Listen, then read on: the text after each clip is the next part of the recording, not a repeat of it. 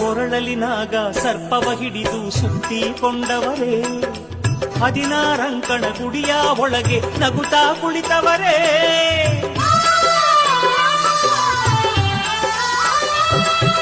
ಮುತ್ತಿನ ಜೋಳಿಗೆ ಮುಂಗೈಯಲ್ಲಿ ಧರಿಸಿಕೊಂಡವರೇ.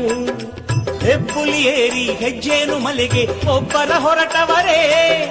ಸತ್ಯವಂತರ ಸತ್ಯವ ನೋಡುತ್ತ ಸಾಲೂರು ಮಠದಲ್ಲಿ ಕುಳಿತವರೇ. ಆನೆಮಲೆಯ ಸ್ವಾಮಿ ಆನೆಮಲೆಯ ಹಾಸಿಕೊಂಡವರೇ. ಮಾದೇವ ಜೇನುಮಲೆಯ ಹೊದ್ದುಕೊಂಡವರೇ.